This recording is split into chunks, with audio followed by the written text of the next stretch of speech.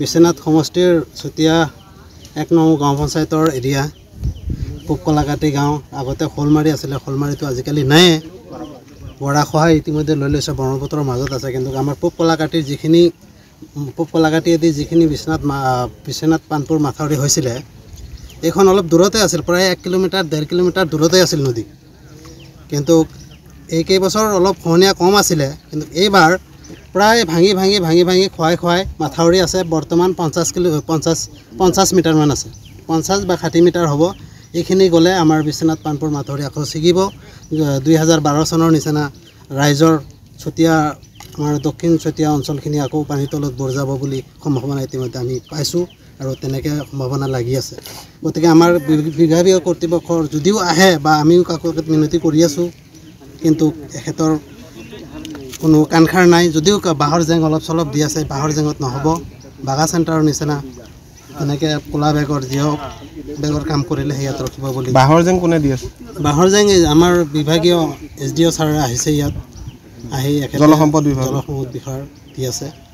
গতিকে আপুনি পীযুষ হাজৰিকালৈ কিবা আহ্বান আছে নিমন্ত্ৰণ আছে পীযুষ হাজৰিকা ছাৰলৈ আহ্বান আছে আৰু আমাৰ মুখ্যমন্ত্ৰী ডাঙৰীয়া তেখেতলৈও আহ্বান আছে তেখেতলৈও আমাৰ এইখিনি নিউজৰ জৰিয়তে চাওক পীযুষ হাজৰিকা ডাঙৰীয়া তেখেত বান বিষয়া মন্ত্ৰী তেখেতেও চাই পেলাই আমাৰ ব্যৱস্থা কাম কাজ বৰ্তমানে নাই বৰ্তমানে এতিয়া আমাৰ SDO ফালৰ পৰা ইঞ্জিনিয়াৰৰ ফালৰ পৰা তেওঁলোকেও আহিছে আহি পেলাই অলপ বাঁহ চাহ কাটি পেলাই গৰা য'ত ছিঙি আছে তেওঁলোকেও অলপ পেলাই আছে কিন্তু আমিও অনুৰোধ কৰিছোঁ ৰাইজৰ ফালৰ পৰা হৈ এইখিনি কাম যেনেকৈ কৰি আছে আমি সৰুৰ পৰা দাঢ়ি চুলি আমাৰ পকিয়ে গ'ল এই বাঁহ আৰু কিৰিপছৰ কেতিয়াও নদী নুঘূৰে আৰু বন্ধ নহয়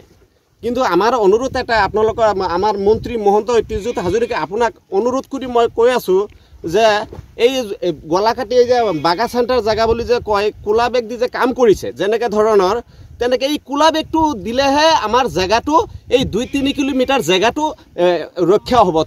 এইটো বেগৰ বাহিৰে যে অন্য কাম কৰে বোলে 2-4 টকা 50,000 টকা লাখ টকা 5 লাখ টকা এইবিলাক যে পইচাবিলাক খৰচ কৰি ঠিক আছে কাম কৰি আছে ভাল কথা গৰা খহনীয়া যিটো আছে এইটো বন্ধ হ'ব লাগে কিন্তু বন্ধ এইটোত নহয় আজিলৈকে আমি চাই আছোঁ এইটো গোটেই দক্ষিণ চুতীয়া এলেকা এইটো হিন্দু আৰু মুছলিম বুলি কোনো প্ৰশ্ন নাই সকলোৰে 12 চনত কি ঘটনা হৈছে তাতকৈ অধিক ভয়ংকৰ ঘটনা হৈ যাব ইতিমধ্যে আমি এইটো জেগাতে ৰখি চাই আছোঁ মানে বিঘাই গৰাই খহাই লৈ গৈ আছে।